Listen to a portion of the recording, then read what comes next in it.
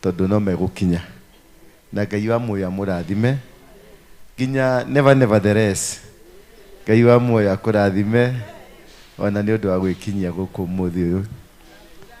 Amen, amen, amen, amen. Thank you very much. Muthi ni muthenya wa gucokia ngatho niguo ni kesha ya gucokia ki o mundu acokagia ngatho ni undu wa kaundu karia kanini kana kanene keirwo ni Ngai.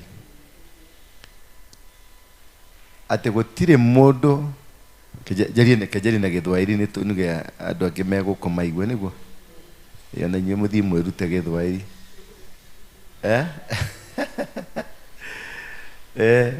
ukinyire guku tene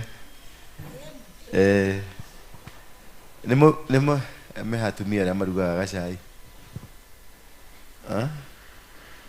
atumia manyuaga gacai marugirwo gacai na kamugate ni nguriha biru yao mutikacire okari garantiguo tondu na magicirira okari ati ni kurire nduka ciothe cia hingwo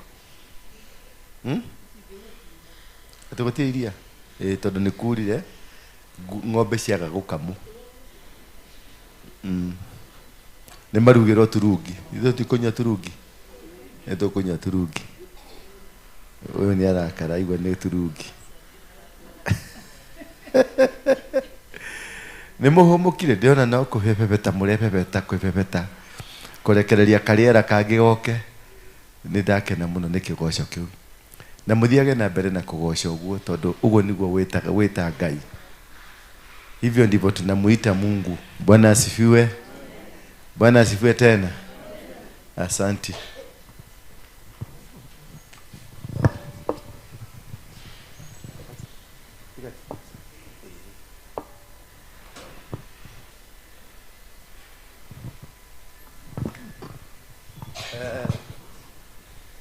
Leo tunataka kuangalia ni kwa nini tuseme thank you. Ni kwa nini tukuje, fungueni zile madirisha. Ni kwa nini tushukuru Mungu? Why do we give thanks? Tushokagia ngatho niki? Ni kwa nini why do we give thanks? Do you only give thanks to the person who assisted you? Oheanaga shokagiria ngatho o mundu uria tu wa gwikire kaundu kega. Mahinda memega kana memoru all time inastahili tunasema asante. Kwa jambo kubwa ama kwa jambo dogo tunasema asante. Kuwe ama kusikue tunasema asante. Maana huyu Mungu ndiye anajua. Fungua hiyo mlango mami. Fungua hapo. Asha.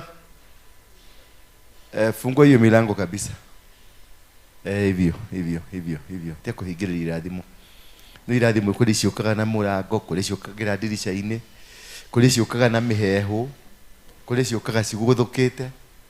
Sasa leo nataka tuangalie ni watu wagani katika Biblia ambao walishukuru Mungu katika ukuu wao.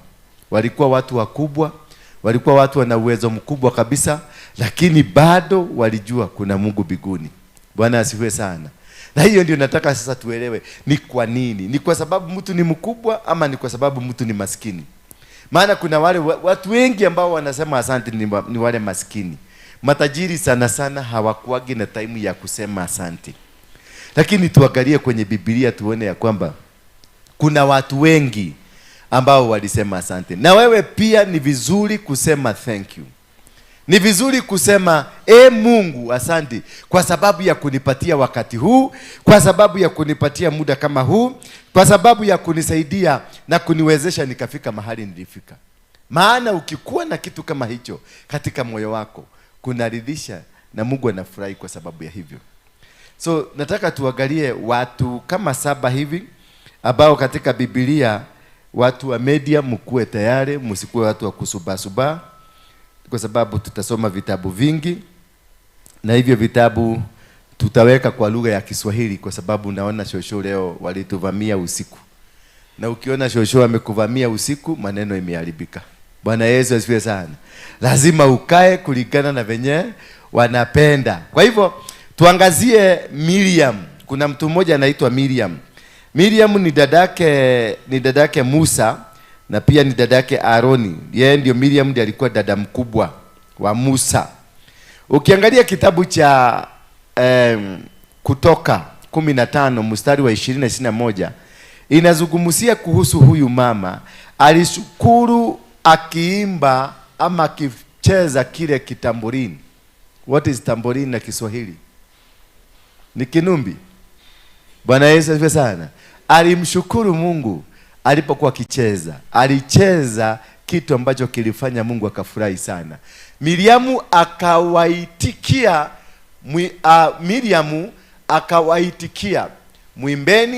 muimbieni Bwana kwa maana ametukuka sana. Farasi na mpanda razi amewatuma wapi? Baharini. Tuendelee 22. Musa akawaongoza Israeli waende mbele kutoka baharini ya Shamu, nao wakatokea kwa jangwa la Shuri, wakaenda safari siku 3 jangwani wasione maji. Lakini kumbuka Mariamu alifanya nini? Aliimba akamtukuza Mungu.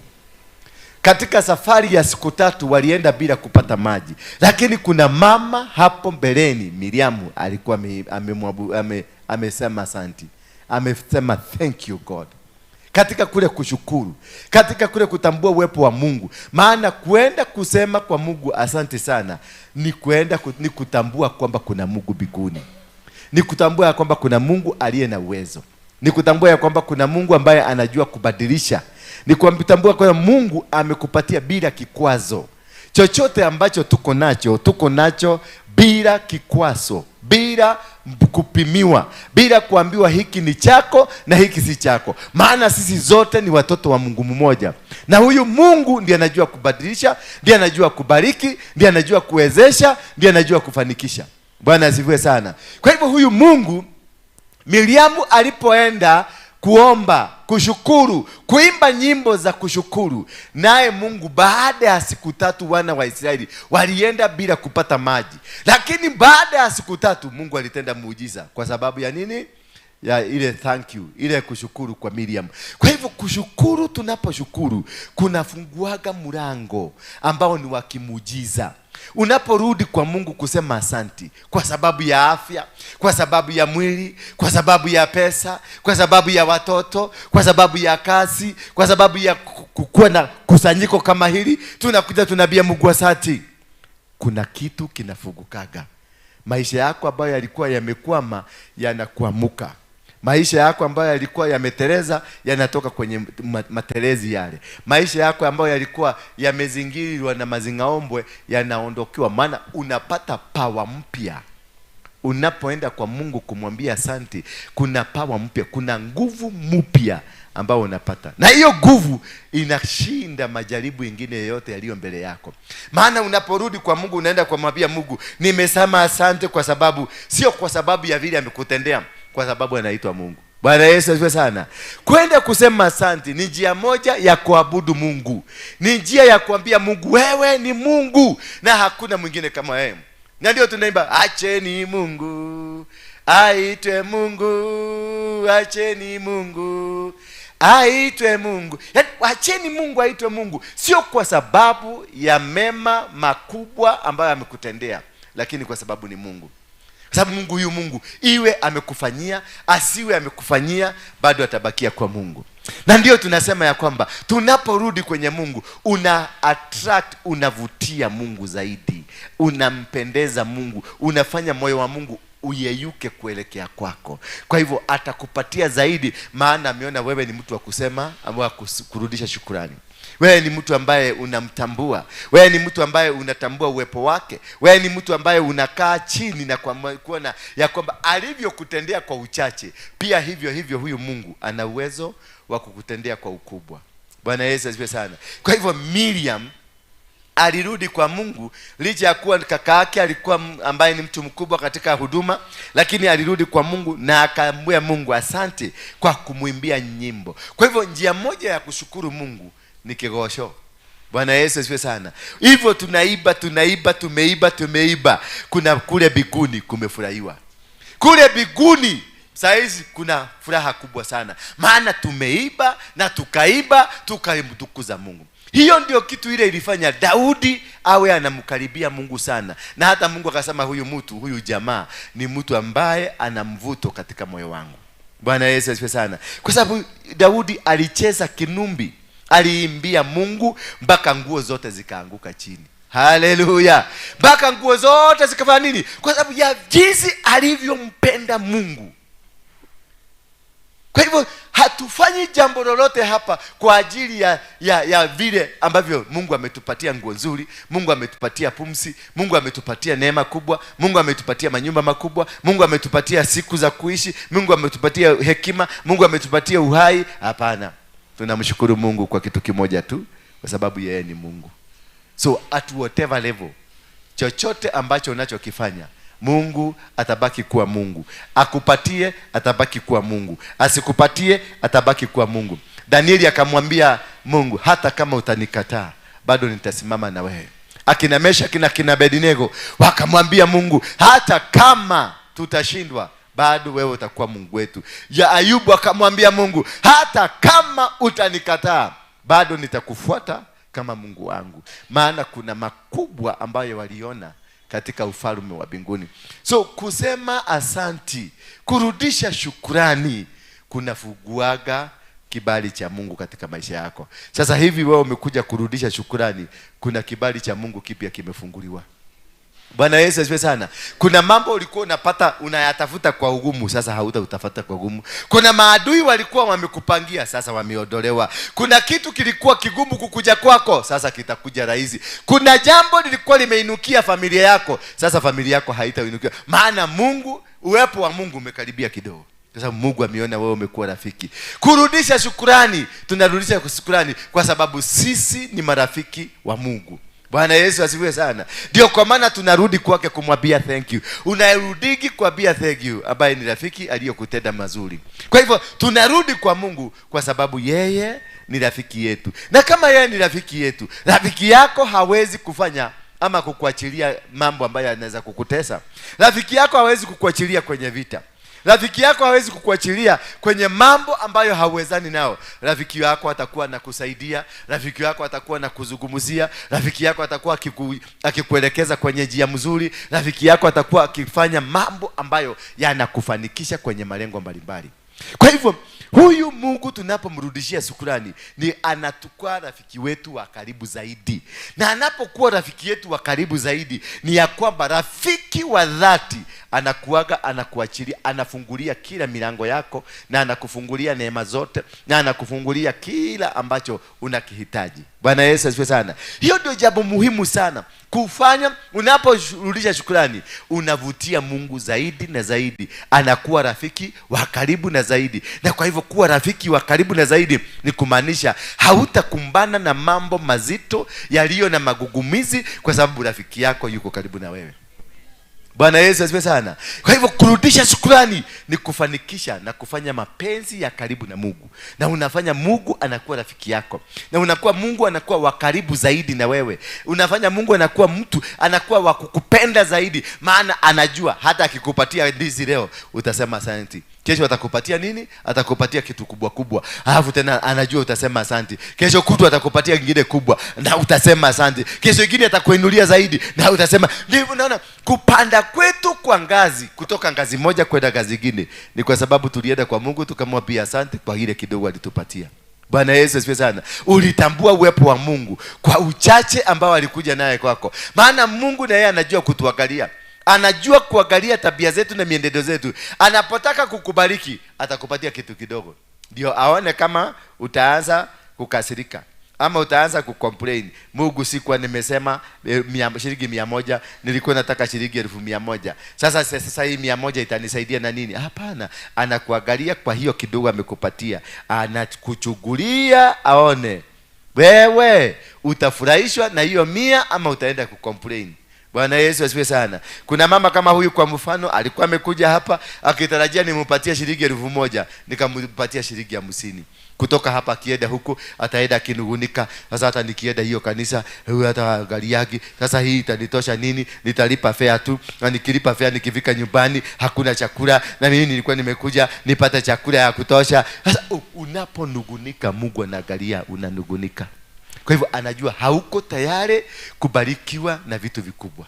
Mtu yoyote ambaye ananugunika kwa sababu ya maisha ambayo anayapitia sasa, hayuko tayari kubarikiwa na vitu vikubwa. Maana Biblia inatuambia toshereka na huyo Mungu, maana kwa uchache huo ndio atakuinulia. Kwa mipango hiyo unaona midogo midogo ndio atakusaidia kupanda. Gazi inaanzanga pale chini, unapata panda step moja, unapanda ingine, unapanda ingine. Ukipanda 10 umepanda ngazi, umeenda juu. Ukienda 20 umeenda juu kabisa. Ukienda kabisa unakuta umeenda, lakini ulianzia na kagazi kamoja kakupanda. Hivyo ndivyo baraka za Mungu zinakujanga. Na baraka za Mungu zikikuja zinakujanga kwa uchache, na zinakuanga hafifu, na zinakuanga ni kama si baraka. Bwana Yesu asifiwe sana. Maana ulikuwa unatafuta gari ukapata mtu amekupatia kiatu, na ulikuwa unataka gari na ulikuwa unataka kiatu kwa maana uko na viatu. Sasa unaanza kuuliza hii kiatu nayo ni ya nini, hii nayo amenipatia itanisaidia na nini? Kumbe Mungu alikuwa anataka kukuangalia, kuona ya kwamba ni vipi utafurahia hako kadogo amekupatia.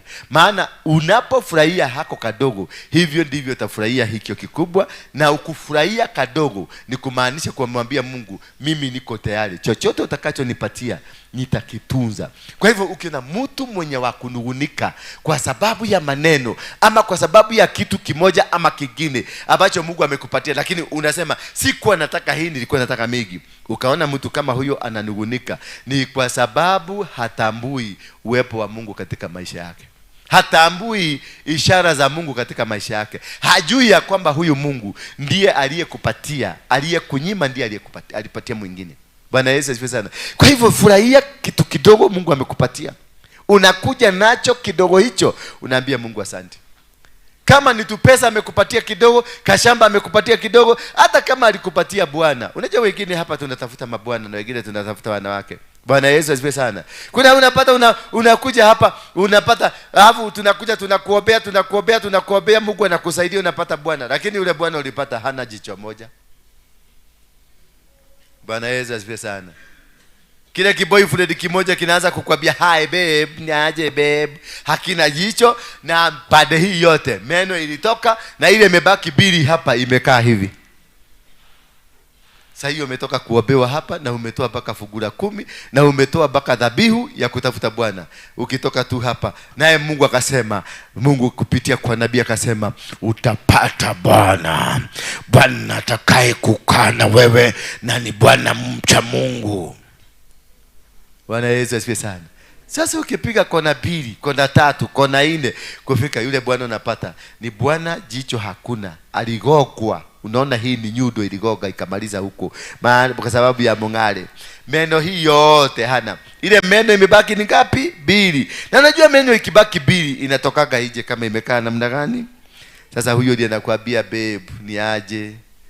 Kumbuka ulimwambia Mungu, Baba, yule mtu ambaye utasema ni yeye, niko tayari na nitakuja mbele zako kukwambia asante. Sasa anakupatia mtu ako na maneno ngapi? Meno 2 na jicho hakuna. Alafu mguu haiwezi kuvalishwa kiatu, maana ilitembea mpaka ikakaa kemadi hivi. Na uliambia Mungu namna gani? Ule utakaye nipatia nitampokea kwa mikono 2. Sasa kumbe Mungu anajua kujaribu na kuangalia na kuchunguza vizuri. Akakupatia huyo. Sasa anakuangalia na huyo amekupatia. Ni kijamaa hakiwachagi Biblia, hata kama Biblia imelaruka iko kwa mvuko. Hakini kimutu kinapenda Mungu. Lakini macho hakuna na meno hakuna. Na mguu labda tupige banero beating, tuweke chuma, tupige kabisa mpaka ndio kiatu ingie. Kiatu namba 18. Haleluya. Ni mtu mpaka kuoga kwake inakuwaga ni shida. Na ulipomiambia Mungu fafa, uliokanegera nega muheberia na nega kabele ya kugocokeria ngatho. Uliwaga kunegera mundu hiana atia? Ukauga titoyo, acha titoyo. mwathani nake agakiruga kiwa ni ene ni mwathani waku urajerire kunengera mundu ni ndage kunengera ukaga baba titoyo kaide ndaregana na toyo. Sasa Mungu anajua wewe ni mkora tu, kwa sababu ulisema namna gani? Ukile utanipatia, mimi sitachagua tena. Mungu anaangalia moyo wako, your salvation. Anaangalia hati ngoro yako, ndiye anamerora akamedhudhuria. Bwana Yesu asifiwe sana. Ndio napata sasa mtu alikuwa abarikiwe, anakumbe huyu mtu hakuwa mtu, alikuwa malaika. Bwana Yesu asifiwe sana. Kumbe hakuwa nani? Hakuwa mtu, alikuwa malaika. Unamreject, unamwambia hapana, wewe ni nani? Unanizungumzia. Anakuja babe akiuko smart. Koma shidwe katika jina la Yesu. Shidwe na unashidisha. Kumbe ni malaika wa Mungu alikuwa ametumwa ukuje uangaliwe kama uko tayari. Bwana Yesu asifiwe sana. Na mitihani hii tumeanguka, watu wengi sana wameanguka hii mtihani. Maana wameletewa watu wazuri lakini wakaangalia huyu mtu si mzuri. Wameletewa watu, malaika akakuja. Mimi siku moja nikiwa kwangu Gong, nilikuwa nimepata mashida mingi sana, na nikaomba Mungu, nikamwambia nitumie malaika akuje anisaidie. Si unajua nilienda mahali kwa kanisa ya Jeshuruna ya Wakorino, ile wanavaaga nguo zimeako rangi hapa na rangi hapa. Si unajua Jeshuruna? Hata wewe ulikuwa umeboa Jeshuruna siku moja. Sasa ujakuwa si wabaya ni watu wa Mungu. Nawajua. Unawajua basi. Mpigieni makofi, anawajua ni amo. No dali aikakate. Sasa hawa watu, mimi nilikuwa nasikia wakiomba na wakisema kikiumana, ukisikia kimeumana unasema maombi matatu, ile ya baba yetu wa mbinguni. Unarudia mara ngapi? Mara 3. Sasa nikarudia mara 3, alafu baada ya kurudisha mara 3 nilikuwa na njaa kabisa, na nilikuwa na shilingi 200 kwa mfuko yangu, na hiyo 200 ndio nilikuwa nataka nitumie fare ya kukuja hapa Nairobi. Maana ningekula hiyo 200 singekuja Nairobi, na Nairobi unajua ni shaba unaweza kuja bila kitu na urudi nyumbani ukiwa na kitu. Sasa ukaona ukikula hiyo 200 ukae kule nyumbani, kesho hautatoka na utakufia na njaa huko. Afadhali ukuje na 200 Nairobi, ukuje utakutana na watu, utagoka watu, utakoni watu. Unajua siku hiyo ndio tulikuwa tunacheza ile karata. Unajua karata? Hii ni ya pesa, hii ni ya pesa, hii si ya pesa. Angalia sasa, tazama kwa vizuri. Tazama mama, hii ndio ya pesa, unaekelea hapo. Hii si ya pesa, unaekelea hapo. Hii si ya pesa. Tazama vizuri. Angalia kwa macho yako. Nitapeleka pole pole. Nasungusa hii pole pole. Ni gani ya pesa? Bwana Yesu asifiwe sana. Hiyo kazi nilifanya hapa Mudhurwa. Hapa kwa hiyo tulikuwa na duka yetu ni cotton mbili, unaekelea cotton moja na nyingine. Lakini huwezi kushida. Hiyo mchezo msiende kucheza. Huwezi kushida. Labda mimi nitake ushide ndio nivute ile pesa uko nayo. Lakini hauwezi kushida. Inakuanga kitu ni kama kiini macho. Unacheza tu lakini kadi zote zinakuaga hapa. Unaagusha moja tena, unaagusha ile iko hapa ndani, unaacha hii unaonyesha. Zote unakuaga umeshika zote 3. Huwezi shida hata ufanye namna gani. Bwana Yesu asifiwe sana. Sasa unapaga, unaona uko na 200, na ukiingia taoni hauwezi kukosa wajinga 2 3 ama unaweza kudanganya. So Nairobi inaigiaga, kuna mtu alikuwa ameniambia siku moja, Nairobi inaigiaga wajinga 5,000 kila siku.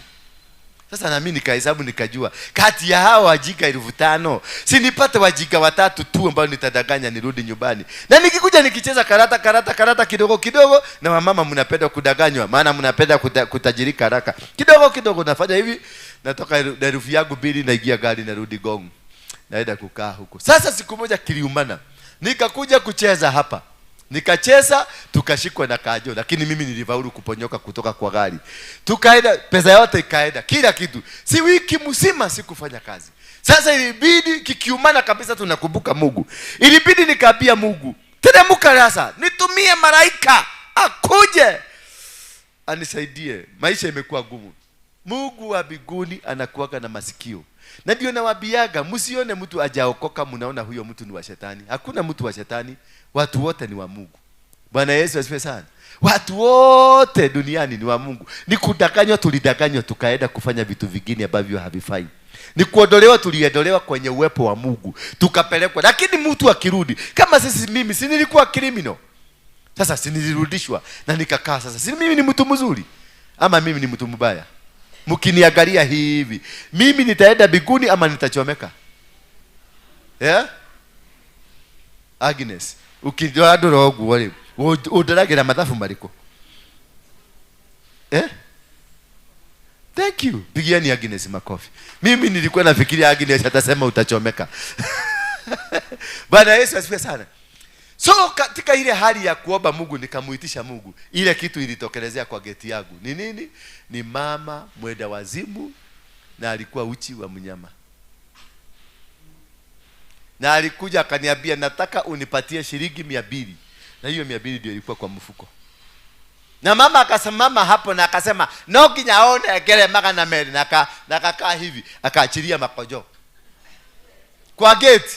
Sasa mimi niliambiwa mtu kama huyo akisimama kwa geti ameachilia makojo, hiyo ni uchawi.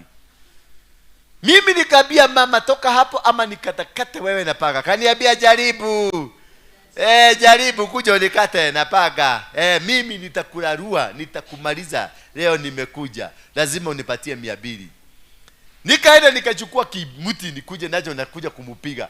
Akaniambia, wewe, wacha nikwambie, wewe mogoroki huyo. Akaniita mimi sasa mogoroki. Mogoroki huyo, ndiauma haha utanegereta magana mere. Nikafukuza kabisa.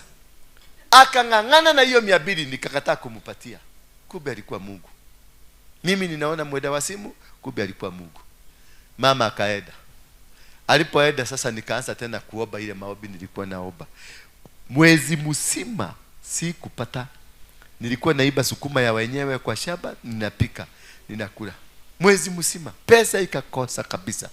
Kutoka tu kwa barabara hivi, baada ya mwezi mzima kuisha hivi, kutoka tu kwa barabara hivi niende kuchungulia, naye kukakuwa kuna watu walikuwa nakibiswa na robbery, nikashikwa. Nilikaa jela miezi ingine ngapi? 6. Sasa nikiwa jela, kijamaa kingine kilikuwa kimetoka Kawagware kwa sababu ya rape, kimeshikwa pale Kamete. Kikakuja kikafanyika nabii, kikaanza kunitabiria. Kikaniambia, kwako kuna siku uliomba Mungu ukaitisha malaika akuje. Malaika akakuja, lakini alikuwa ni kama mwenda wazimu. Nikamwambia hapana, huyo alikuwa mwenda wazimu. Hapana. Akaniambia huyo alikuwa malaika wa Mungu, na huyo ndiye alikuwa amebeba kifunguo ya utajiri yako yote. Alikuitisha 200 ukakataa kutoa. Hata nikamwambia nilifukuza yeye. Bwana Yesu asifiwe sana. Akaniambia huyo ndiye alikuwa amebeba nini? Ufunguo ya utajiri. Sasa angalia, shetani naye amekuleta wapi? Hapa Kamete. Sasa kaa hapa. Utatolewa kutoka hapa Kamete ukienda kubarikiwa. Maana umekosa kusikia. Kwa hivyo kuna mambo mengine imetendeka kwetu kwa sababu ya kukataa kusikia, tumeondokewa na baraka. Kwa sababu ya kukataa kukaa karibu na Mungu, baraka nyingi zimeondoka. Zimeondoka kwa sababu kilikuja kimama, ama sasa kimama gashosho kama haka. Tugetaka niguo. Gashosho kama haka. Kakakuja hapa. Wakasema kako na gogoni. Wengine wakasema kananuka. Wengine kanasema kana nini? Kana chafua huku kwa nyumba. Kumbe kasi kashosho alikuwa malaika wa Mungu. Bwana Yesu asifiwe sana. Kulikuwa na mama mwingine tulikuwa tunaambiwa na shosho yangu. Huyo mama alikuwaga anaenda kule kuongea na Mungu every last day, kila Alhamisi. Hakuna mahali walikuwa wanaenda wanakutana na Mungu. Sasa wanapiga story. Mungu ako saidire, yeye amuoni, lakini wanaogeaga. Kila Alhamisi alikuwa anaenda. Sasa siku moja huyu mama akaambia Mungu, siku moja na mimi ningependa kukuona na macho, ukuje unitembelee kwangu. Akamuuliza, ukweli unataka kuja? Unataka nikuja tu joke tu, no kwenda joke gwaku, no kuomereria doka gwaku? Akamwambia yeye ndio kile Ngai gikwendete, ninakupenda sana. Akamwambia unanipenda hakika? Na siku hiyo nitakutengenezea kitu. Akamuuliza, utanitengenezea nini? Wewe kuja tu, kama unakubali tu kukuja. Akamwambia sasa Alhamisi usikuje, mimi nitakuja kwako. Mama akaenda, aliposikia Mungu atakuja Alhamisi, akaenda kwa neighbor. Mnakumbuka kuna siku tulikuwa na kikombe ya Disemba na rogeo ya Disemba na sahani za wageni? Wangapi walikutilia sahani za wageni? Sahani za wageni. Na rogeo ilikuwa inatoka Disemba peke yake, na ni mtu mmoja kati ya nyumba kama 20 alikuwa na rogeo. Wangapi walikutiria hiyo? Ya kwale rogeo rumwe tu itura igima. Kwale ikombe cia ageni, kwale ngirathi cia ageni, kwale thani cia ageni, kwale nginya thaburia ya kurugira ageni na besheni cia ageni. Haleluya. Sasa huyo mama aliposikia Mungu atakuja, alienda kwa neighbor akaomba vitu za wageni. Bwana Yesu asifiwe sana. Na hizo vitu zilikuwa zinatoka December 24. 26 zinaoshwa zinarudishwa. Baka December 24 ile ingine. Wangapi walikuta hiyo maisha? Sasa unajua siku hizi unakunywaga kikombe ya kaulo. Na kikombe ya kaulo ilikuwaga ya December.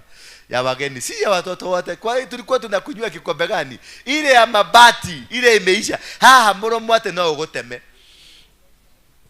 Bwana Yesu asifiwe sana. Tumekapitia. Wacha enjoy maisha sasa, unakulia kikombe mzuri na kisahani kizuri na yani unaishi maisha ati kila siku yako ni December. Bwana Yesu asifiwe sana. Yule mama akaenda akapokezewa, akaomba vikombe vizuri, akaomba masahani mazuri, akaomba kila kitu kizuri. Akatayarisha compound yake vizuri, akafieka vizuri, miti ikakatwa, akatengeneza viti, akaosha vizuri, akiimba nyimbo za sifa.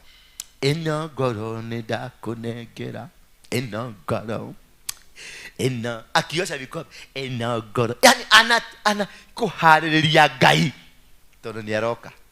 Mwathani agosho. Akaimba nyimbo nzuri. Ainagira jewa. Igoro kwa Yesu. Nituganshemani yakwa. Ginyage kira ginei. Ginei. Ni urainite wega. Mama akatengeneza compound. Paka akanunua balloon. Akaeka kwa gate balloon. Akanunua tuliboni akaeka kwa gate, ndio inaliruka pale kwa lilwe. Kwa sababu Mungu anakuja Alhamisi. Jumatatu ndio hiyo imefika, matayarisho ikapamba zaidi. Jumanne ndio hiyo, matayarisho ikapamba zaidi. Jumatano ndio hiyo, matayarisho ikapamba.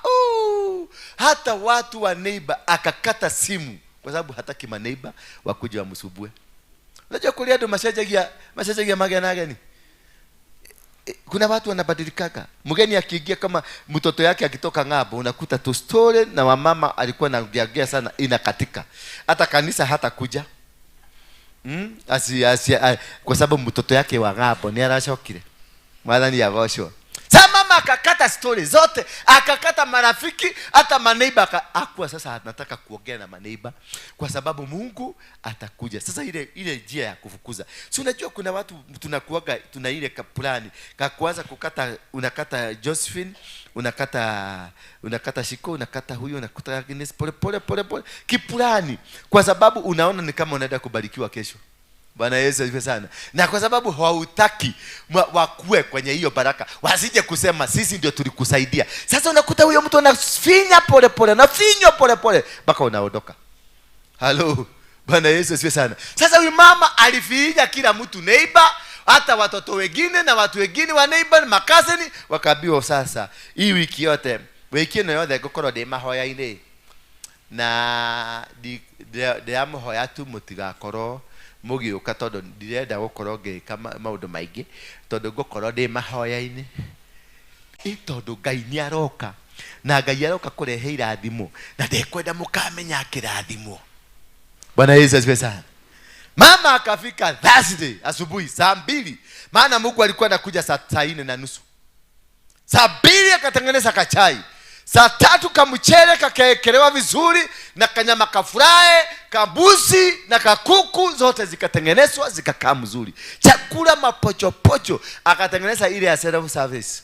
Ile Mungu akikuja tu atachota hii, aweke kwa sahani, achote hii ingine, aweke kwa sahani, achote hii, alafu mpaka akatengeneza mpaka ile biscuit ya kukuliwa na ile ingine ya watoto, ile tunaitaga oti, ile ya watoto, lakini tunaambia kwa ni ya watu wazima kule kwa mikahawa mikubwa wale wameendaga huko.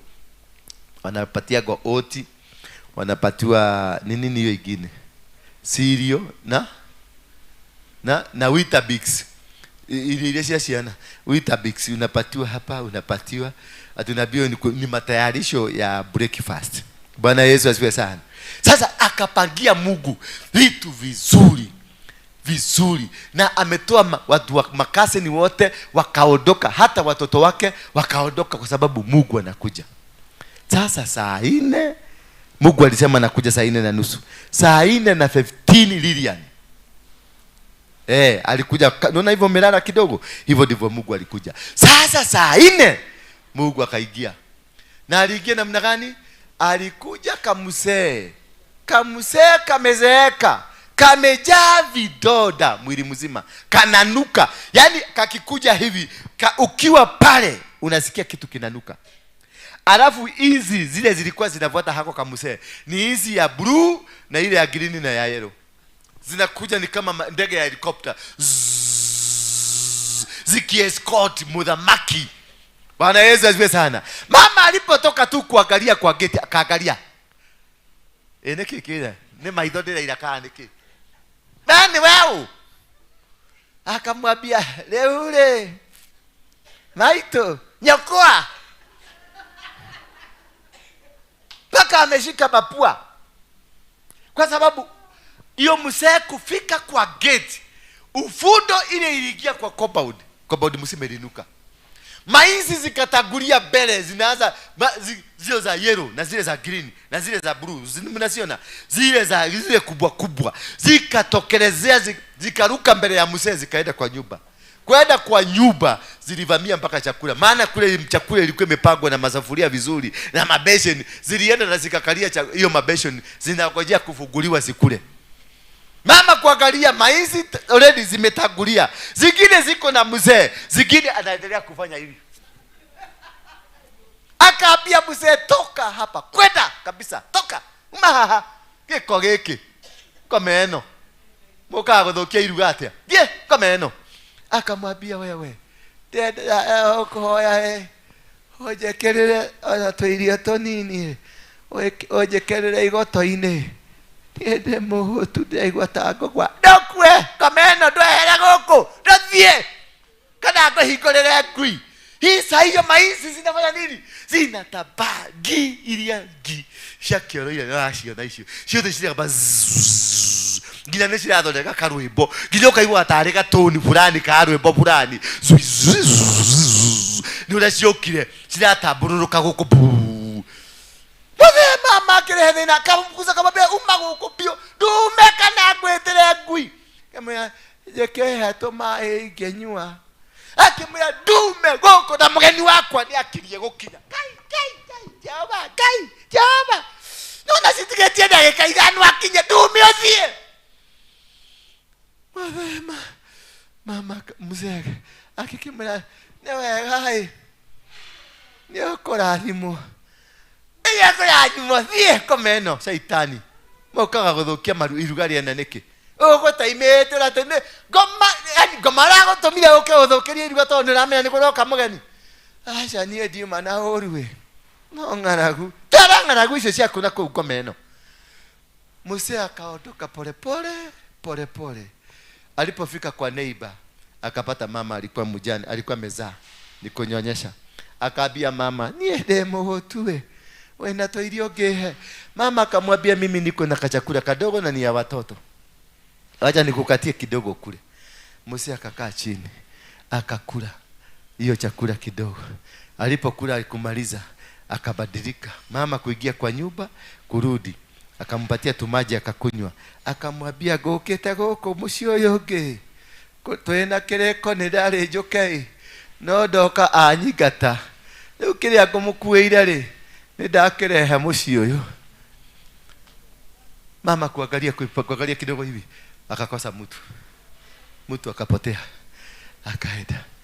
Mama yule mwingine bado anaongojea Mungu akuje. Akaongojea mpaka saa 10 ya jioni, saa 12 akaongojea, akaona Mungu akuji. Sasa akajua mpaka Thursday chakula yake alipoteza, ilikuliwa na maubwa kwa sababu ilikuwa mingi, hangekula peke yake. Hata wale maneiba ambao walikuwa hataki wakule akawaita wakuje wakule. Akaongoja mpaka Thursday ndio aende huko kuongea na Mungu. Alipofika huko akawaambia Mungu kawake niliendeke akamuuliza, ndio kile ikohoya na tomayo kenyima okenyika tokeje ta ngoma kauga gakoragwo hiana atia. Watu wengi wanapoteza baraka. Kumbe akakuja kujua Mungu huyo alikuwa nani? Alikuwa Mungu. Na huyo Mungu sasa ameenda na akamwambia ile kitu nilikuwa nimekuletea nilipatia neighbor. Ndio naona watu wengi wako kanisani lakini hawapokei baraka. Lakini kuna walevi wako kwenye baa wanapokea baraka. Maana Mungu alikuja hapa kanisani mkutane na yeye ukamfukuza. Bwana Yesu asifiwe sana. Akakutana na mlevi mwingine hapa, wakaenda wakiongea, wewe todie tika we. Todie. Anamuigiza baku na namkalia chini. Na anamwambia kegole ya kanyama dena.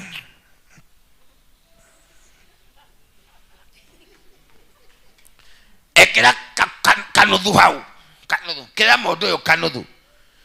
Mtu anakula kanudhu. Wakasoka kaiwa kemodo ke ukiaba gira atwarithia Range Rover. Wewe utuire kanitha uthia maguru ta nyamo yathi.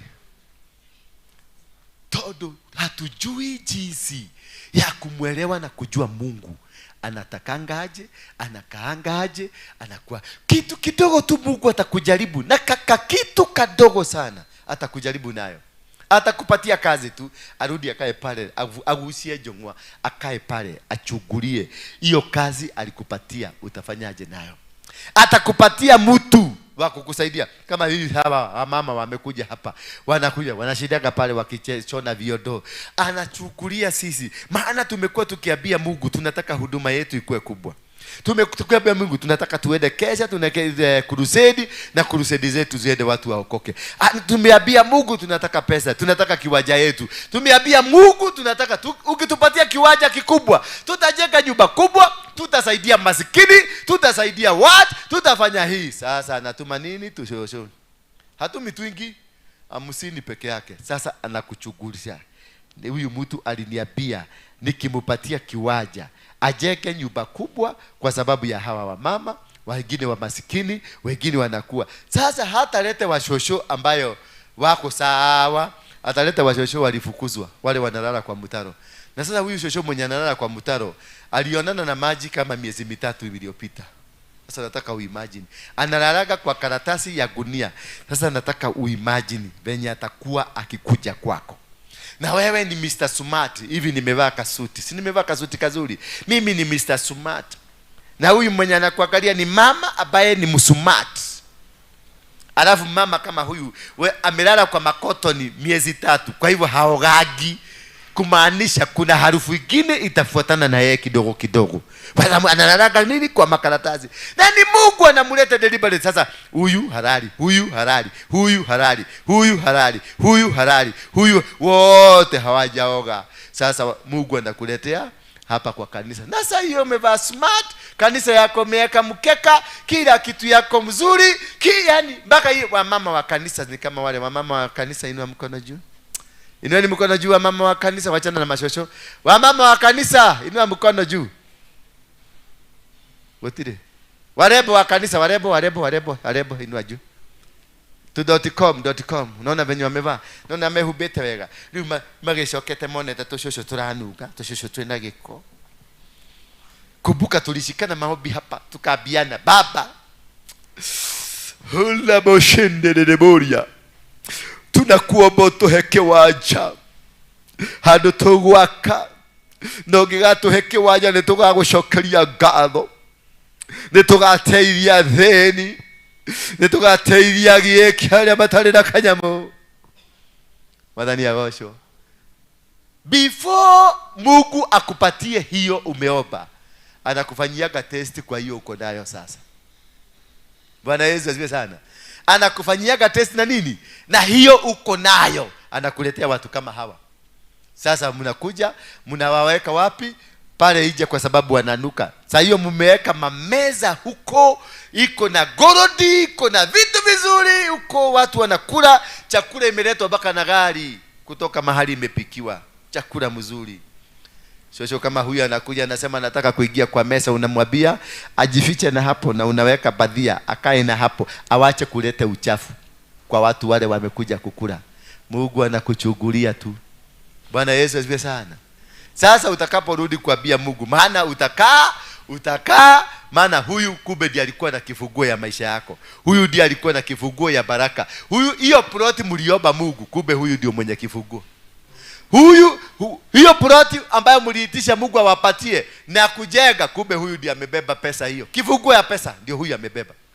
Sasa ndio hiyo, sasa mfanya nini? Umemfukuza, umemwambia aende. Ameenda na kifunguo, ameenda na baraka, ameenda na title. Sasa wewe utangangana tu, utangangana ukiomba, siku moja unaambia Mungu, kwani ulitudanganya? Mungu anasema mimi sikukudanganya, nilikuletea kifunguo ukafukuza. Uliza neighbor yako hiyo mko na yeye, umefukuza kifunguo gapi? Ukijiangalia hivyo, wewe waziri, ongea na huyo mama ako karibu na wewe. Wacha kuniangalia. Angalia huyo mtu wako karibu na wewe. Wewe angalia huyo. Muulize, umepoteza vifunguo gapi za maisha yako? Unaweza kuwa umefukuza watu wangapi ambao wanafaa kukua katika maisha yako? Bwana Yesu asifiwe sana. Unaweza kuwa ulikejeli watu wangapi na sasa umehangaika, utondako gia kama pastor hana mahoya aliyokigo kemwe. Kumbe kifunguo uliletewa ukafukuza. Kumbe yule mtu alikuwa akuwe msaada wako, alikuja, lakini ulifukuza yeye. Maana si wa klasi yako. Maana wewe ni mtu wa kupandwa na mahasira. Maana wewe ni mtu wa kukaa katika hali unaona huyu tu wake radhi ya kwa huyu dakinyeti kihono kwa hali aginyeti. Bwana Yesu asifiwe sana. Halo. Umepoteza vifunguo gapi? Hiyo ndio swali nataka tuulizane. How many ni baraka gapi zimepotoka kwa sababu ya wewe kujifanya mtu wa klasi? Ukiangalia na uchunguze vizuri maisha yako. Hii maisha yako, hii si maisha yako. Mungu alikubariki at one point. Kuna wakati Mungu alikuwa amefungua mlango ubarikiwe. Lakini wewe ni mjuaji, haukutaka kusikiliza sauti ya Mungu. Malaika akakuja, akaondoka na kila kitu. Bwana Yesu asifiwe sana. Haleluya. Kwani mmeboeka tena? Ama ni kuimagine vile vitu umepoteza? Nimeona mpaka shingo zenu zimeinama hivi. Lakini sitaki kusema hapa hakuna mtu amepoteza kifunguo hata moja. Yenu ni kufika haijafika ama ilifika imeenda. Ukiangalia imefika ama haijafika? Ishafika. Mimi nikiangalia hivi, niwaangalie. Sasa angalia kama Beatrice yuko na, si wewe unaenda kugoga 45, 46 hapo, 50 hapo. Sasa si unaona kifunguo ilienda kwa sababu kuna mahali ulitolewa. Wacha nikuitishie kifunguo irudi. In Jesus name. Maana ukiona wewe hujaolewa ama haujaoa kama mimi, kuna tatizo. Mimi mtu wangu alikuja labda tulikutana naye kwa bar, nikamfukuza. Nikamuita kama marayo ehera hadi. Kumbe alikuwa mtu yangu. Alikuwa anataka kurudi nyumbani. Nikamuita maraya. Ujaragia modo kaya kadirikania mu maraya. Waigatire modo. No amwitire mu maraya. Bwana Yesu asifiwe sana. Mpaka ule mama amefikiria, ameona si ni kweli kile kimutu ambacho uliambia kiende kabisa. Si unaona kweli kuna mtu alikuwa kwa maisha yangu, na huyo mtu ni yeye ambaye alikuwa akue mtu yangu, lakini saizi hayuko. Alienda wapi? Ulimuita ndogo takataka, kamuita mjinga mundu ginya, yani ona gomada rithoni mundu metojo ginya uranuka ri mundu ranuka thigino ri, yani ndoro guo na nie wajiko tajira wadhania kumbe kimundu kiu kirendaga tu uthambie siko oguthambia tu gigathera osha. Watu wengine tafuteni kimutu osha, labda hiyo ni mtihani. Osha tu ujui labda ndiye ako na kifunguo ya maisha yako. Unajua wamama mnafikiriaga lazima ukupate mwanaume mwenye ako na pesa. Sio lazima hata mwanaume akuwe na pesa. Anataka tu mwanaume ambaye ni wako akuje kwa maisha yako, atafungua maisha yako.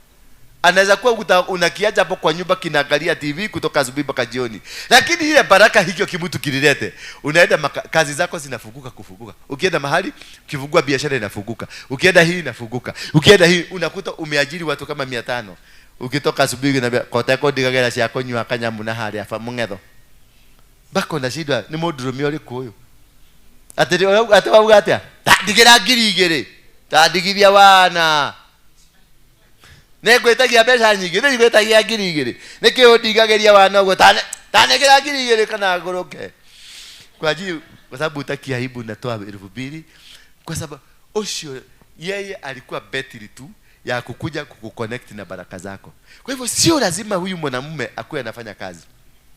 Anaweza kuwa baraka as long as ni yule mwanamume ambaye ulitoka kwake, atakufungulia milango. Utapata kazi inafunguka, kila kitu kinafunguka na maisha inafunguka. Na hiyo Agnes, acha kuangalia mtu ambaye amevaa smart, mtu ambaye ni driving, ana mshahara mzuri, ambaye mtanunua plot muruda muende mkairuda. Hapana, Mungu anaweza kukubali yeye amtumie. Hakuna kitu analete. Wewe unamwachiaga 2,000 za kwenda kukunywa pombe, lakini kwa sababu alikuja kwa maisha yako inabadilishwa. Utakuta wewe ndio utanunua plot muende ruda. Utakuta mpaka ile gari anaendesha ni yako. Na ni nani alisababisha hiyo kitu? Ukifukuza huyo mtu, utakuta kuna watu wengine wanakujaga kwa familia. Sijui kama mshai kutana mwingine makaseni wengine kinaona tu kina kazi yake ni kukula. Unakiachaga hapo kwa kiti. Kimelalia kiti na remote TV ndio ile. Hakiachagi remote mpaka imebodeka. Vijuu sababu ya kufinywa. Hakitokagi, kazi yake ni kuingia jikoni, kuchota chakula, kinakuja kinalala hapo. Kinaingia jikoni, kuchota chakula, kinakuja hapo. Hikyo kuna mamutu kama hao wanakujaga wanakuwa wamebeba baraka ya familia. Ukikasirika uwafukuse watoke. Unakuta hata kesho kutwa mtalala njaa. Unashindwa ni nini kimefanyika.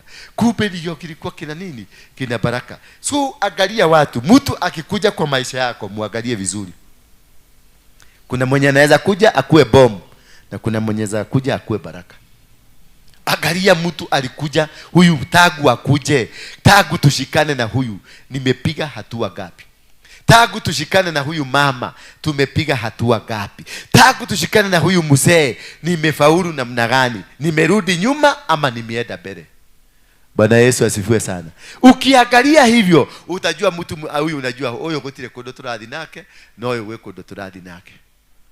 Ukikona mwe tekteru kurahujio, ukonaga mundu agishuka ena gathina. Ena gathina. Na niguo kiugo kiagerire. Ndetugoririe ni. Ukiona mundu agishuka ako na shida.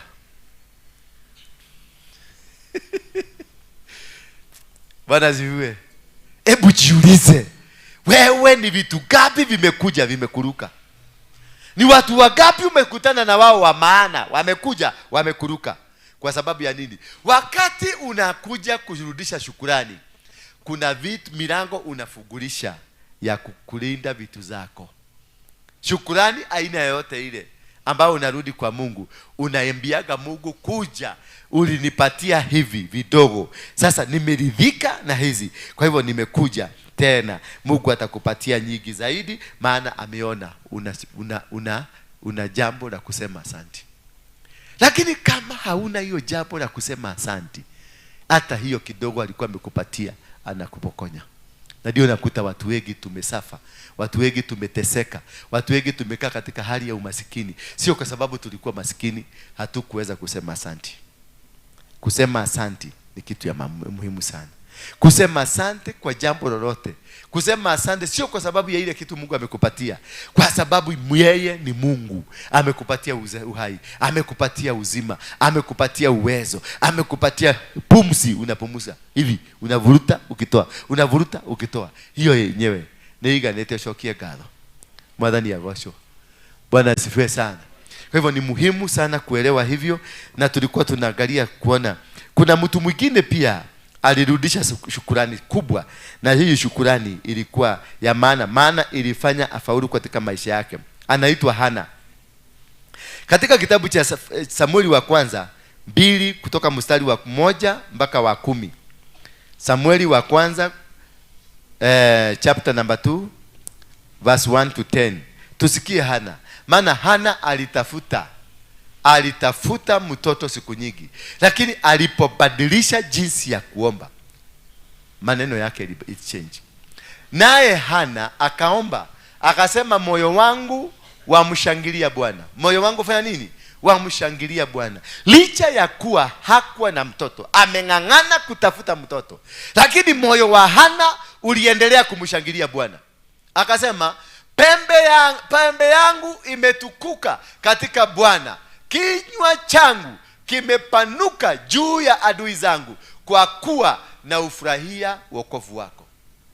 Hakukwambia Mungu, baba, kumbuka sina mtoto. Hapana, aliendelea kushangilia Bwana, aliendelea kumtukuza Bwana, aliendelea, anasema namna nani? Naye Hana akaomba akasema, moyo wangu waendelea kumshangilia Bwana. Moyo wake, licha ya kuwa anakejeliwa na kina Penina, licha ya kuwa alikuwa anachekelewa na watu, bado aliendelea kumshangilia Bwana. Pembe yangu imetukuka katika, yani akasema pembe yangu imetukuka katika Bwana, kinywa changu kimepanuka juu ya adui zangu. Yani kinywa chake kilifunguka kwa ajili ya kumshukuru Bwana, kwa ajili ya kumtukuza Bwana, kwa ajili ya kusema huyu Bwana ndiye Bwana, ndiyo mwenye mamlaka, ndio mwenye ushindi.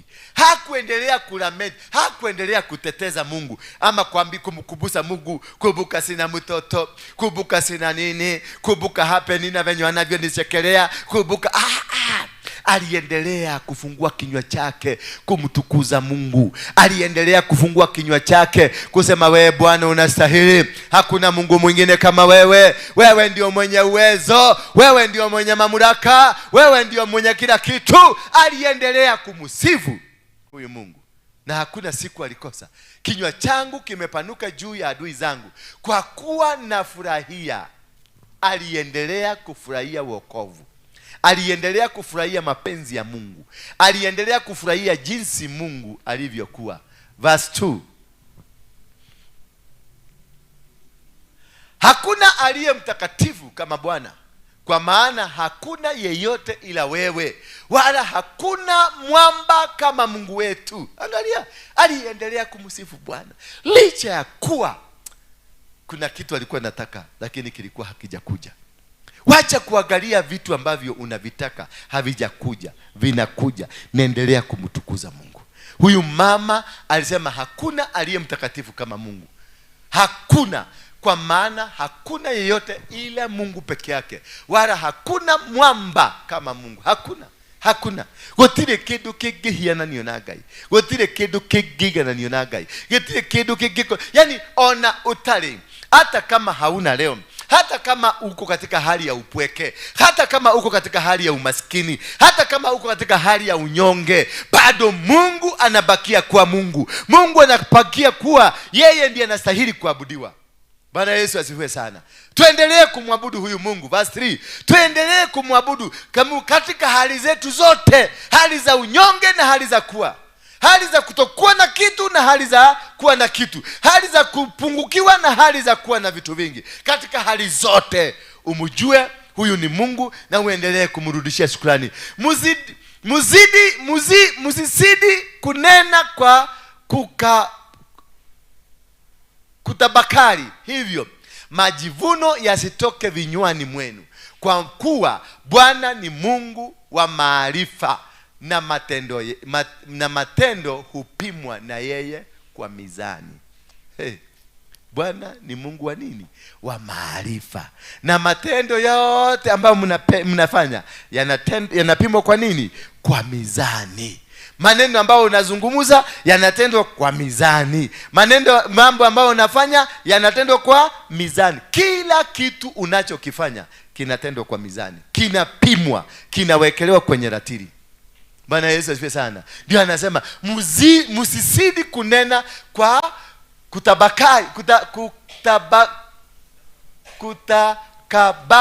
kutakabari, hivyo majivuno yasitoke vinywani mwenu.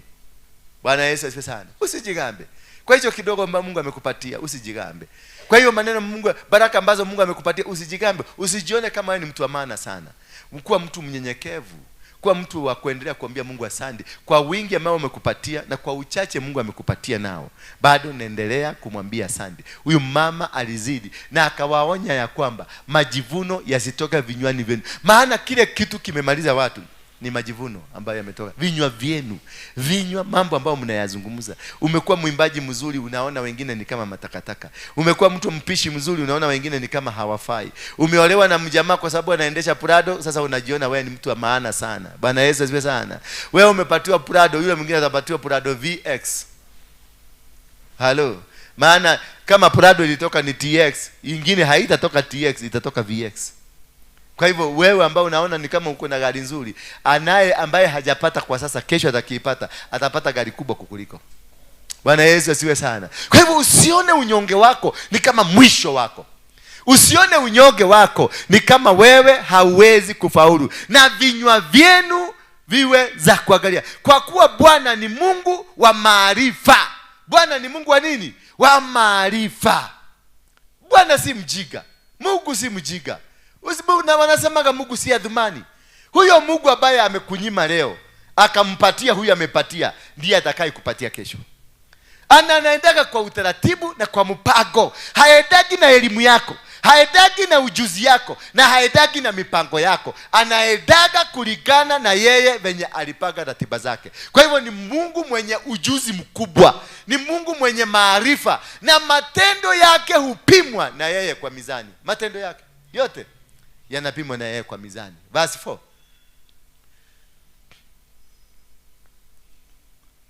Pinde zao mashujaa zimevunjika. Angalia, pinde zao mashujaa zimevunjika. Wale watu wanajifanya hodari, wanajifanya mashujaa, wanajifanya wao ndio wamesoma, wanajifanya wao ndio wameelewa, wana weledi mkubwa.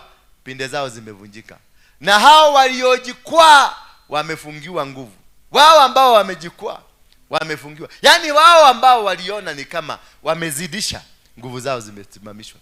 Na kama Mungu akisimamisha gari yako na imesimama, ni kumaanisha utabaki hapo, wengine wote watakupita. Na wakikupita wote utawachwa nyuma. Kumbe na ulikuwa mbele. Na ndio unaona watu wengi walikuja, kuna wakati ulikuwa unasema nie ni ndago la yake modokio idadi. Ndamugura kagumu dolo dari onake. Nilikuwa namununulia kagumu, tukagumu akule. Alikuwa anakuja kitusubua. Sasa hizi naona kinaendesha kiMercedes. Hata tuonagi sisi kama sisi ni watu. Kuna mahali uliwekwa breki na Mungu. Wacha kuangalia Mercedes ya huyo mtu. Kuna mahali, kuna jamaa mwingine alikuja hapa kuniambia juzi venye Moiro aliringa. Nikamuuliza kwa nini? Ati wao ndio walikuwa wananunuliaga Moiro chips, akiwa hana hata nini. Wao ndio walikuwa ati speaker ya kwanza yeye ndiye alichaga, akanunua speaker ya kwanza wakati Moiro alikuwa anahubiri na Kiyahuja. Sasa wanaendaka ati huko kuomba Moiro pesa, Moiro anakataa kuwapatia pesa. Sasa nikamuuliza, ndio Moiro, kwa sababu wewe ndio ulikuwa unanunulia Moiro kitu, kumaanisha ulikuwa na kitu. Moiro alikuovatekia wapi? Moiro alikupitia wapi? Ulipitwa ukifanya nini? Ulikuwa umeenda wapi? Si ulikuwa umeenda kupiga mdomo? Na tumekatazwa hapa tuchuke midomo yetu, maana hii midomo itatusababisha tukose Mungu. Nikamwambia hata hapa sina kitu, sitakupatia. Maana alinipatia hiyo story, alafu akaniambia sasa, mtumishi, unajua sasa season hii ndio season yako ya kubarikiwa. Milango yako inaenda kufunguka. Nikikuangalia kwa jicho lingine, jicho la kiungu, ninakuona hii ndio wakati wako. Wewe ndio utakuwa Moiro mara 20. Nikamwambia, wasikiliza, hiyo baraka zako kama hizo ndizo ulidushia Moiro, na wewe bado ni maskini, sitaki. Wewe ninaona uko na roho ya umaskini, niondoka kwangu uende. Akaniambia, lakini sasa si ununue lunch. Nikamwambia, sinunui lunch. Enda kwa Moiro ukanunuliwe lunch. Mimi ulinisaidia. Enda ukanunue lunch kwa Moiro. Akasema, "To, kwani wachungaji wote wanafanana?" Nikamwambia, mimi si mchungaji wako, wewe ni mkorofi. Mimi si mchungaji wa wakorofi. Toka hapa kwenda kabisa. Lakini huyo hakuwa malaika, huyo alikuwa mkorofi. 5.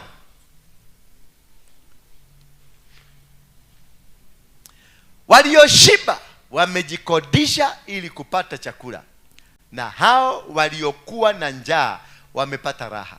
Waliokuwa na njaa sasa wamepata raha. Lakini waliokuwa wameshiba walijikodishia nini ili kupata chakula? Yaani wamejiuza, walijiuza ndio wapate.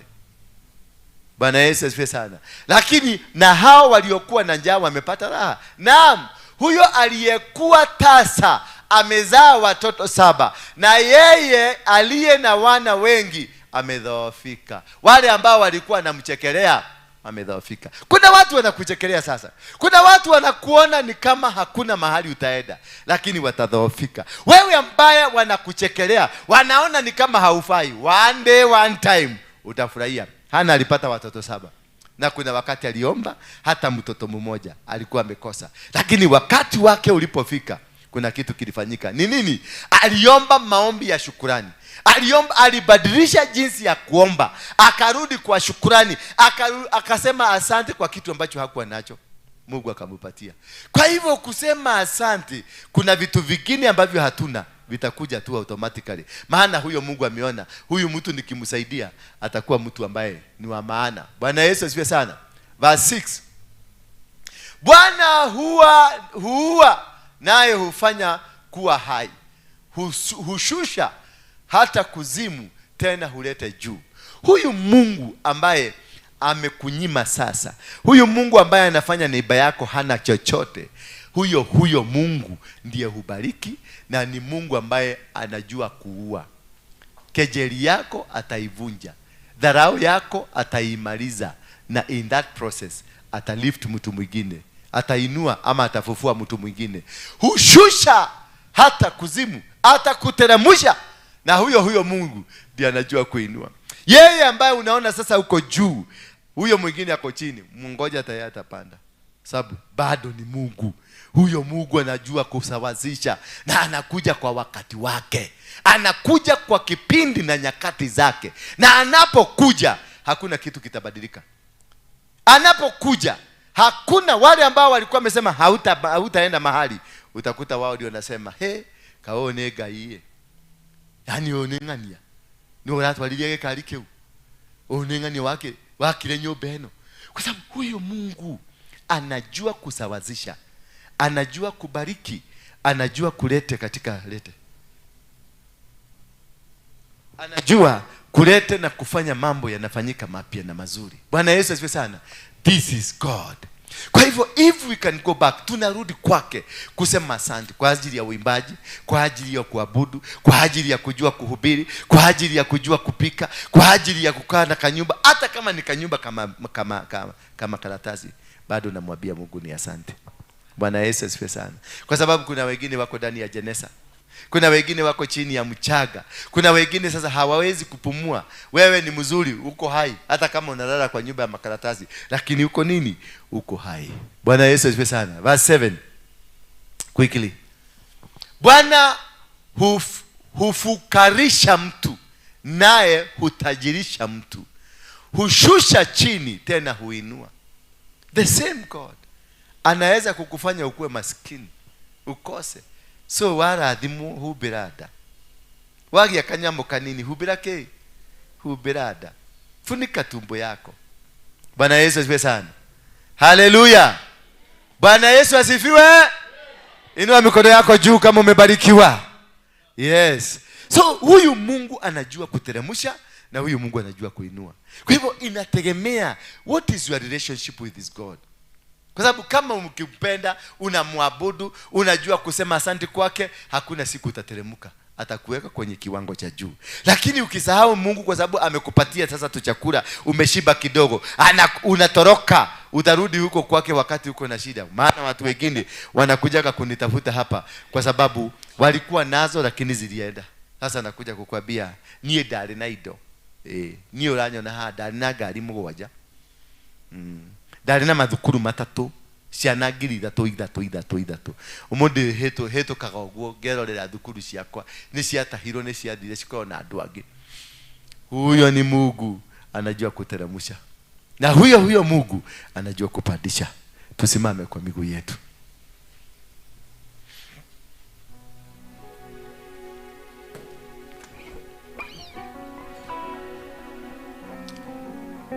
Tusimame tu Ebu tawe jinogore.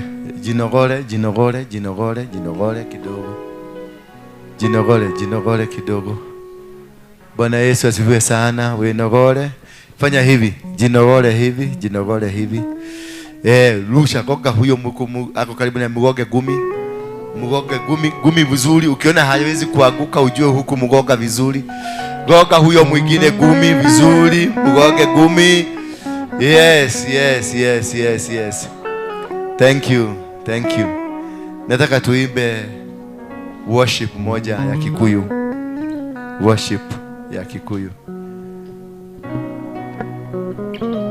Alafu tutaingia kwenye maombi ya kushukuru. Kisha baadaye tutakuwa na testimonies na shuhuda mbalimbali, maana Mungu ametenda na ametenda katika maisha yetu vizuri. Huyo Mungu ambaye amekutendea ndio manyama ya kusababisha siku hii ya leo uko pamoja nasi hapa. Kwa hivyo my brother, unajua kuimba gani? English and Swahili. Okay. I want to worship Kikuyu. Worship mzuri. Unajua? Vizuri. Asante. Pigeni shiko makofi.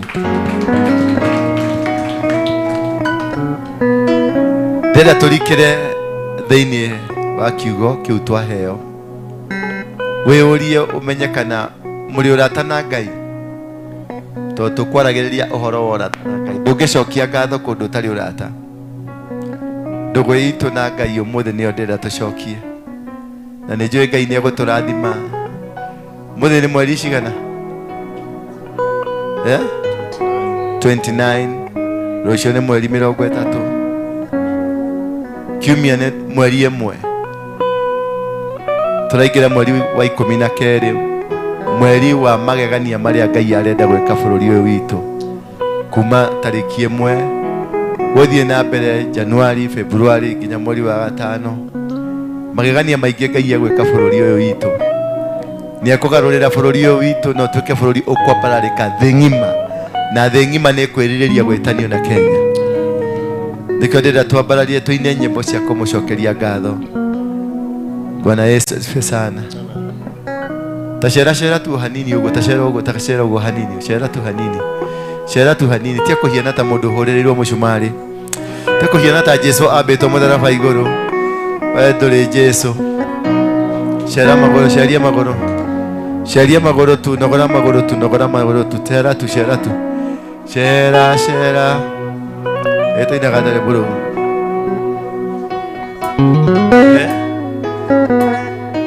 Cera. Ũngĩona mũndũ taramũragara ena gĩthito nĩkĩo kĩragiria aumagare. Ũngĩona mũndũ nĩaremwo nĩ gũkinyũkia kũgũrũ ũguo ena gĩthito nĩkĩo kĩragiria athiĩ. Ta wĩrorerei mũndũ ena gĩthito ũcio tarahota kumagara athiĩ ũguo ena kaũndũ akinyĩte na magũrũ. Rĩu nĩ ararigwo atĩ ndakinyũkia rĩ na ngwĩrĩtwo nginye rĩ gũgũthiĩ atĩa. Tuone andũ mena ithito nĩ aigana. Yes. Ndona ũmwe.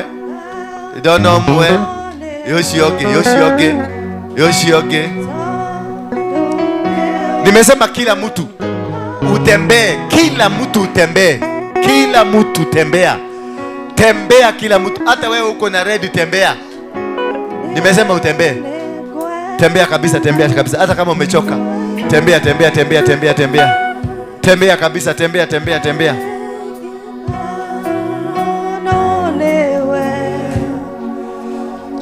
Todo neote kagawega na ukanega ingosiode yene kwenda gayo magare ekena mudodewe todo neote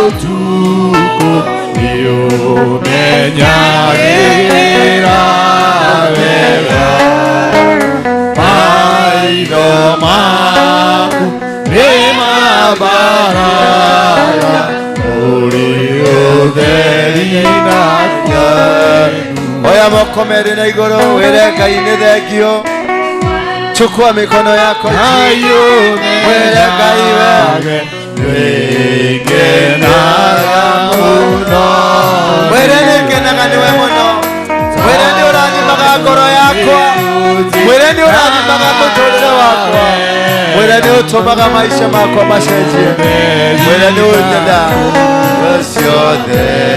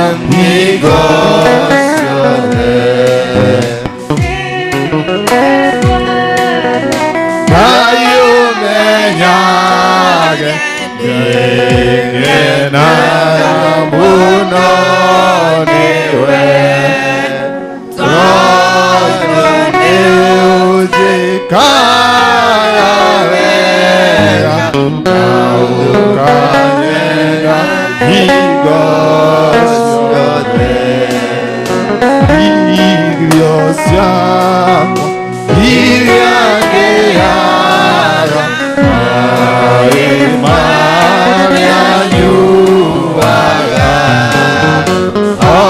anangu siakwehuba sobenyo oheaga iene kwenda gayo menyage ike narambuno ewe kagugine kagavera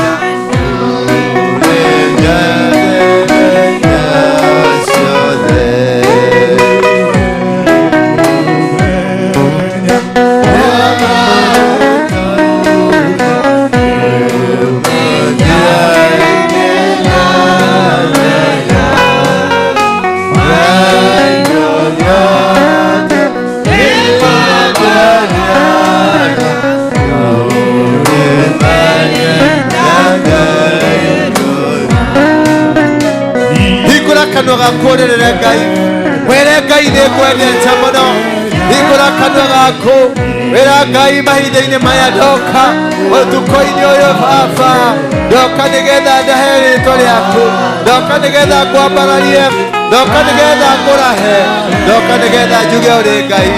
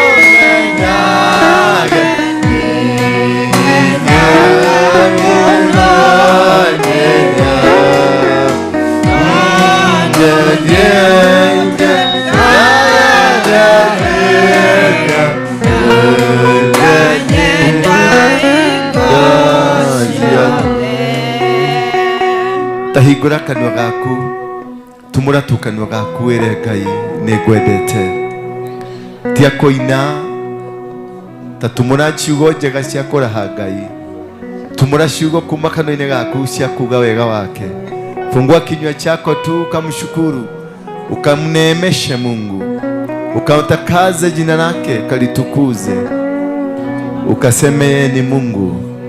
Mwambie hakuna Mungu mwingine, wewe tu ndio Mungu mwenye uwezo, mwenye mamlaka na mwenye ushindi.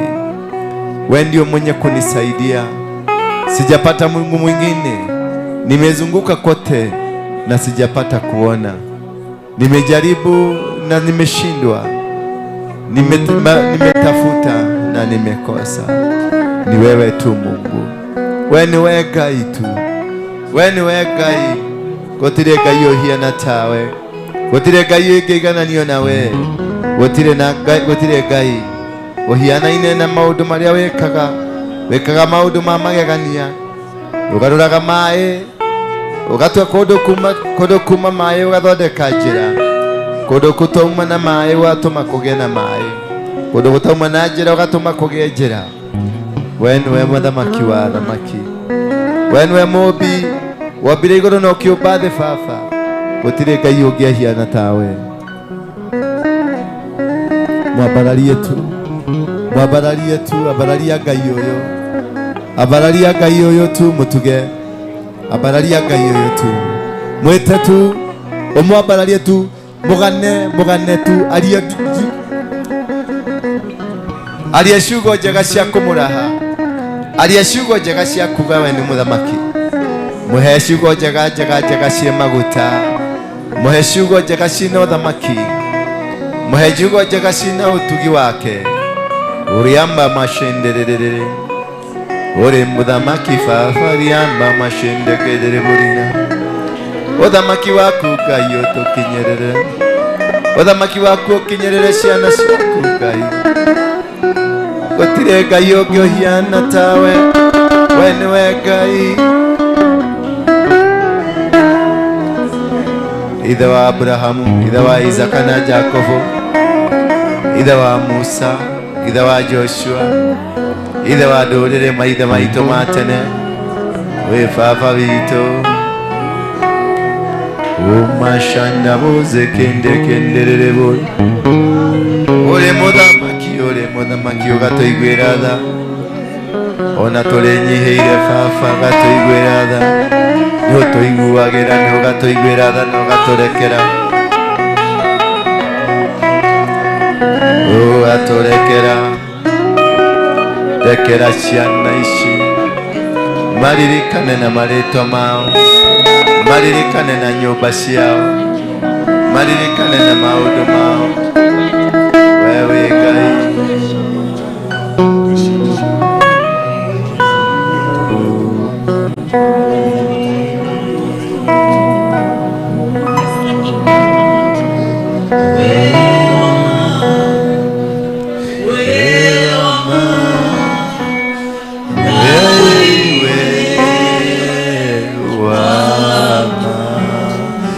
mwire Ngai wĩ wa ma mwire Ngai wĩ wa ma ndũrĩ hingo ũrĩ watiganĩria ndungata ciaku ndũrĩ watiganĩria andũ aku Ngai ũrĩ na shenderere boza yaga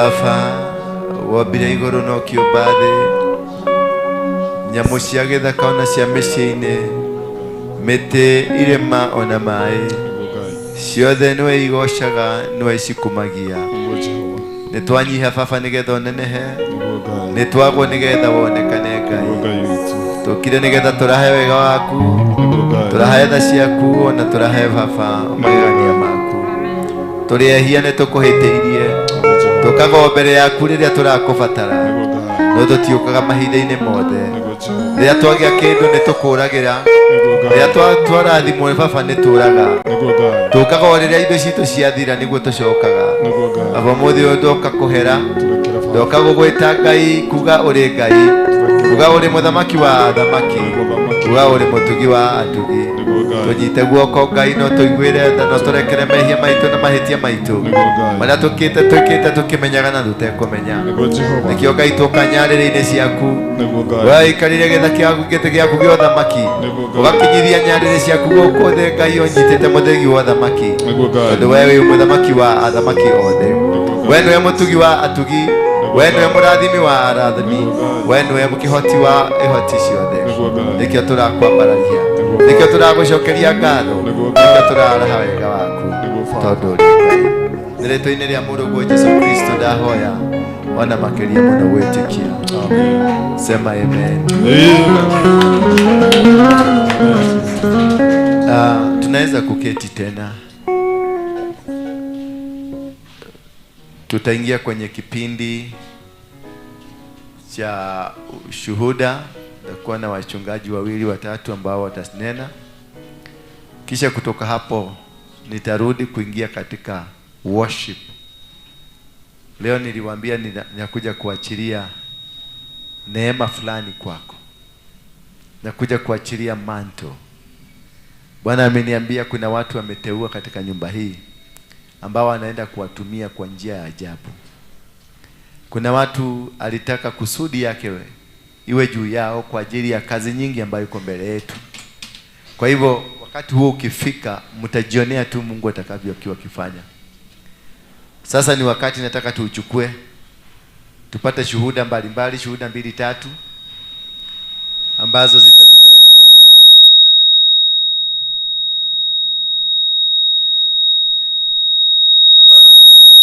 level hiyo nyingine. Huyo mtu amekula vitu zake. Unajua mtu kama amekula vitu zake anakuanga na mambo ya kwake. Si ndio? Kwa hivyo tupate ushuhuda wa kwanza. David yako wapi? Atuongoze kwenye shuhuda.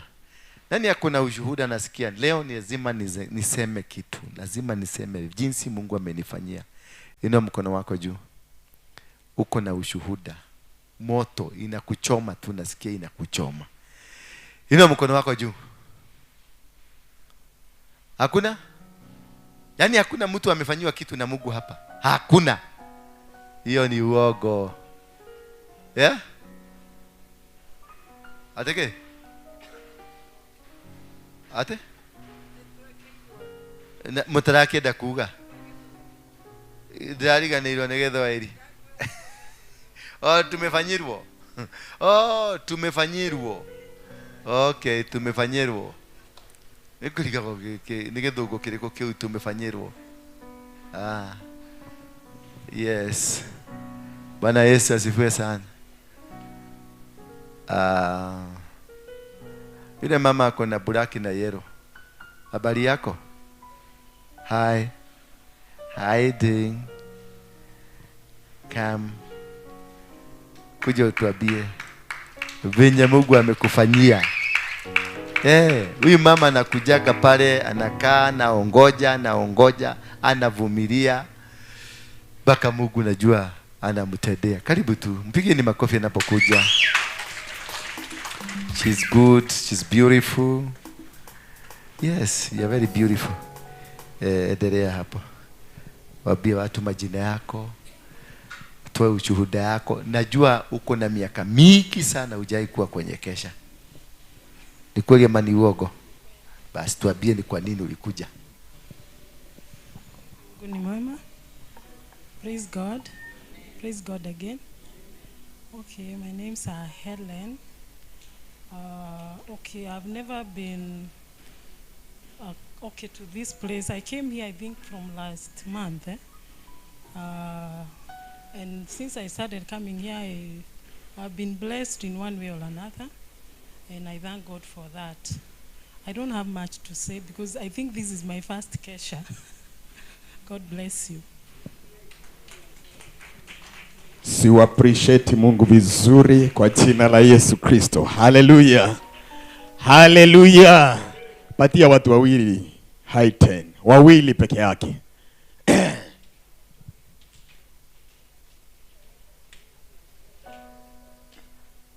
Aha. Angalia kama mwingine amesimali jamani. Haleluya. Let me say this. Hata kama leo nilikuwa natarajia kila mtu leo mpaka atoe ushuhuda. Bwana Yesu asifiwe sana. Yaani tu kusema tu kweli milele yote. Baba anauliza ya kwamba nani yako na ushuhuda. Nilikuwa natarajia kuona mikono yote juu. Kwa sababu leo ni siku ya kumshukuru Mungu. Haleluya. Yaani una kitu cha kushukuru Mungu. Usipigie Yesu makofi mazuri sana. Haleluya. Na kwa sababu ya hiyo tu, hii kesha hii ni ya kipekee. Amen. Jona, anaitwa nani? Wewe. Nataka tufanye hivi. Hata kama tunaenda kutoa ushuhuda, si ndio? Bwana Yesu asifiwe sana. Maana leo mimi nachagua kila mtu. Kwanza kina Shosh. Shosh, ili jiguaga ukialia mono. Zetigo. Mwadhani ya gosho. Haleluya. Ndio ukire tu kwanza wapewe hivi ando haya. Okira. Okira. Amen. Si umpe makofi mazuri sana. Naonanga akikatalia baba anamkamata kabisa. Atuirekelea anga ya wengine. Na ngozi wewe smart hapa. Kanitha mwathani agoco. Agoco rĩngĩ. Nĩ ndĩragatha Ngai ũyũ na ngamwambararia. Nĩ tondũ wa mwaka mũgima ndĩrathiĩ kũrĩkia. Na tukũrare ũrona ngĩna marathiĩ na marandiga. Na gũtirĩ ũroĩ nĩ agũthiĩ. No Ngai aranjagũra kũrĩo na arandiga muoyo. Na rĩu ũguo nĩ ndĩramũcokeria ngatho tondũ nĩ nyonete ũgarũrũku. Nĩ matukũ maingĩ itarĩ ndakinya Nairobi nĩ ũtukũ ta mũthenya ta ũmũthĩ. Ndĩraraha kĩama kĩa Ngai, ngagĩkumia Ngai, ngamũkumia na ngamũtĩĩa, ngamwambararia nĩ tondũ wa gũtũma nginye kũndũ gũkũ na maitho makwa mationaga na nĩ amahingũrire ndakinya gũkũ. Amen. Ũguo ona gũkũ ndwarĩte magũrũ maya matarathiĩ. Nĩ njũĩ nĩ ngũhonio nĩ hinya wa Ngai tondũ nĩ mwega na nĩ mũigua na nĩ mũtugi. Tũmwambararie tũmũtũrĩre tondũ nĩ Ngai mwega, Ngai ũtarĩ ũiru, Ngai ũtaroraga andũ ithithi thĩinĩ wa rĩtwa rĩa Jesũ. Wow, si upigie Shosh makofi mazuri sana. Leo ndĩramwĩra atĩrĩrĩ, hii leo ni mpya hii. Papa, unakaa chonjo sawa sawa, si tuliangalia namna hiyo. Amen. Pe Yesu sadaka nzuri ya makofi mazuri. Amen. Kwa jina la Yesu Kristo. Amen. Mimi ninaishi. Chukua hiyo makofi. Yesu ndani yangu. Sio mimi ninaishi.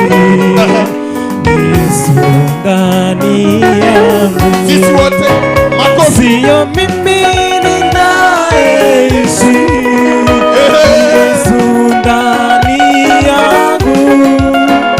Sio mimi ninaishi. Yesu ndani yangu. Sio mimi ninaishi. Yesu ndani yangu. Sio mimi ninaishi. Yesu ndani yangu. Sio mimi ninaishi. Yesu ndani yangu. Sio mimi ninaishi. Yesu ndani yangu. Haya, makofi chini kama unaketi.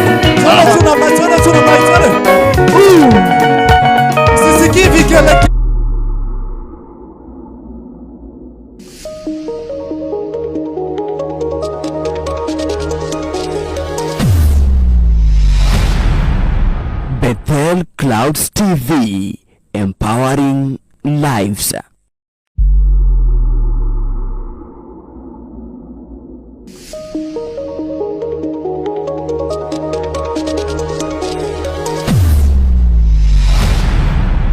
Bethel Clouds TV, empowering lives.